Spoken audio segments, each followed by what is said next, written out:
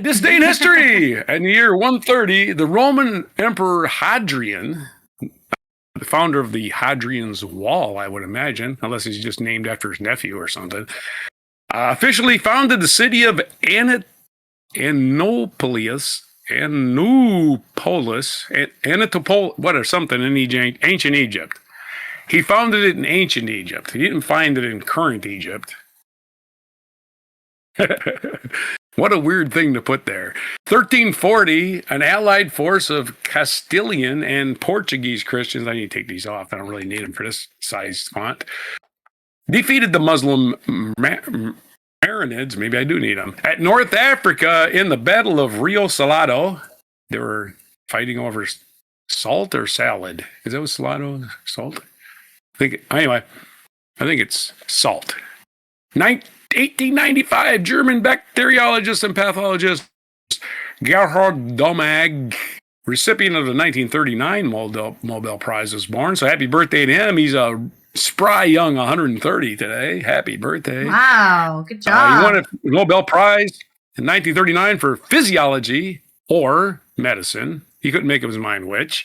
For his discovery, announced in 1932, of the antibacterial effects of Prontosil. Happy birthday to you. Prontosil is a synthetic drug and treatment for bacterial infections. There you go. Meningitis. We love solving meningitis, a #1 baby killer. Yeah, get rid of that. Hell yeah. This man was on the job. 1905, Emperor Nicholas II issued the October Manifesto. Nobody read it. All it said was, bring an end to unlimited autocracy in Russia and ushering in an era of constitutional monarchy. Turned out to be a lie. That's why the Bolsheviks revolution happened about 11 years later. 1938, Orson Welles' radio dramatization was H.G. Wells' War of the Worlds was broadcast, causing great alarm. The reports of nationwide panic were unfounded, as some listeners feared a genuine invasion of Mars. I would welcome a genuine invasion of Mars at this point. It would be a welcome respite from the absolute disaster we've become as a human race. So there you go. There's that bright spot. So yeah, this once and for all proved the gullibility of your average, I guess, human. I can't blame it on Americans alone. I mean, but yeah, a lot of people were absolutely losing their frickin' mind, going into bomb shelters that they'd already, I don't know, whatever built or whatever freaky shit they were. Oh, the paranoid schizophrenia people too. They were good because they're already crazy. 1944, Appalachia Spring, a ballet by Aaron Copland. It was I think the uncle of drummer for the Police, Stuart Copeland. Couldn't think of his name. Appalachia Spring, a ballet for Aaron Copland. Notable for its variations of the shaker rhythm, Simple Gifts, was danced for the first time by Martha Graham Company. The ballet would go on to win the Pulitzer Prize for music. They have a Pulitzer Prize for music? Well, that's interesting. I didn't even know that. 1961, the Soviets detonated Tsar Bomba over, that's the name of a bomb, over Novaya Zemlya Island in the Arctic Ocean, the largest nuclear weapon ever set off. It produced the most powerful human-made explosion ever recorded. Thank you for poisoning my air, assholes. 1974, Muhammad Ali knocked out George Foreman in the Rumble in the Jungle, regaining the world heavyweight boxing title, not the world heavyweight dancing title, of course. 1995, voters in Quebec narrowly defeated a referendum that proposed sovereignty, we're talking about Quebec earlier, for the province within a new economic and political partnership with the rest of Canada.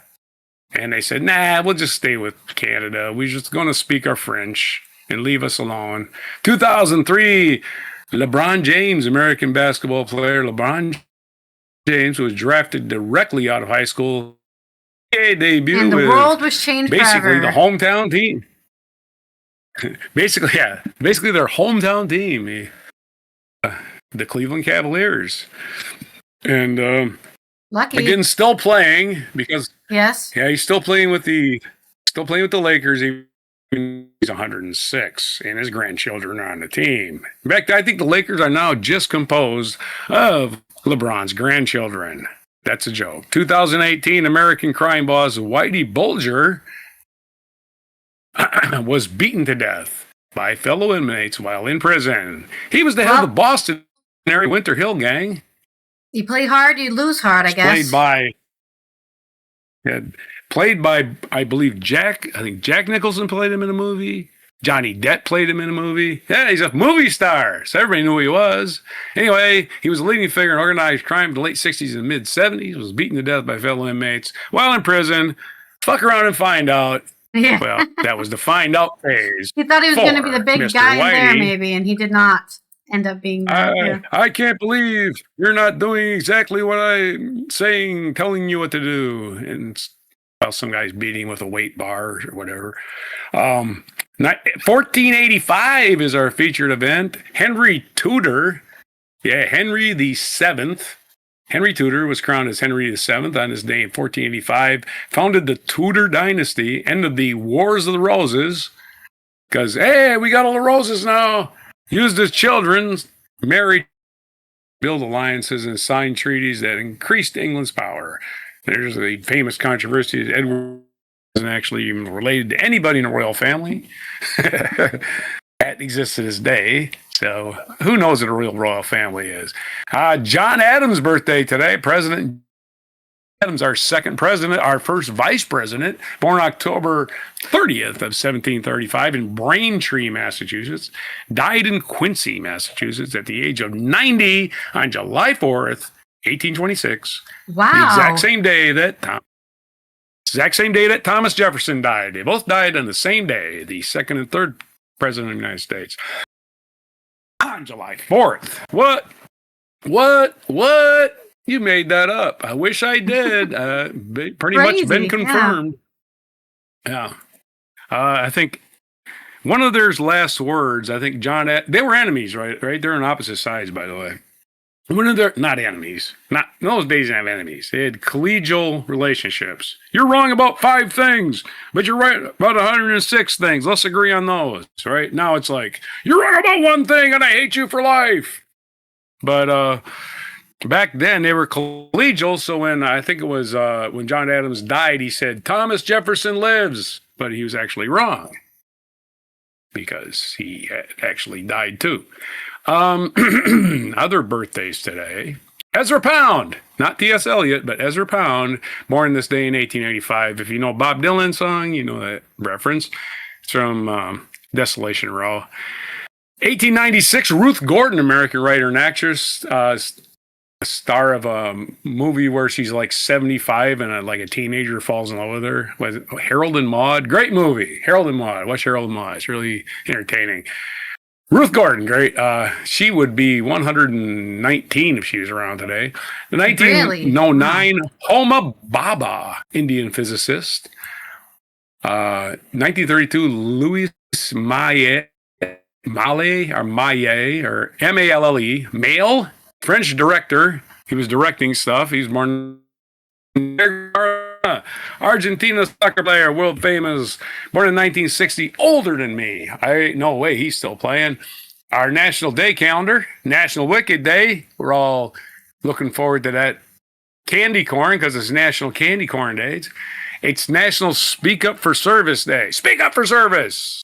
And National Publicist give me some help here. My publicist told me I was really valuable. I was really smart, and that he appreciated my honesty and my direct point of view. So I told him he was full of shit, and he actually didn't mean that part about appreciating my honesty. So anyway,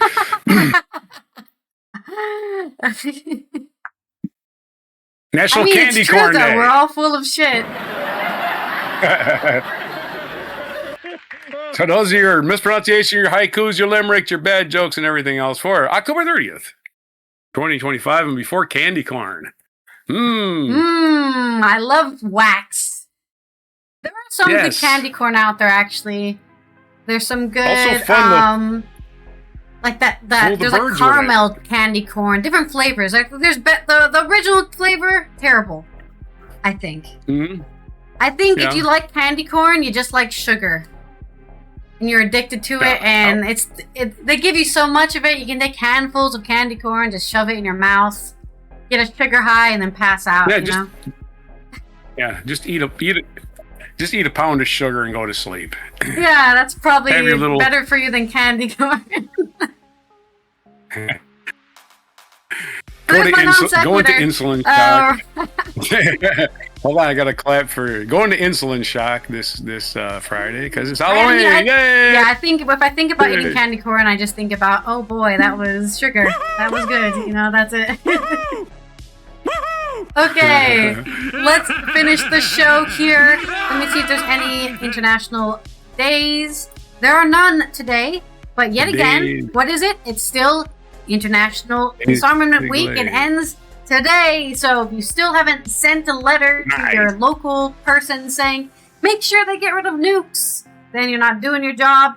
And of course, Global Media and Information Literacy Week still continues until the end of October. Mm-hmm. So continue using that brain, using that noggin, using those brain cells, and understanding the news you read, the media you consume, and making your own decisions based off of that.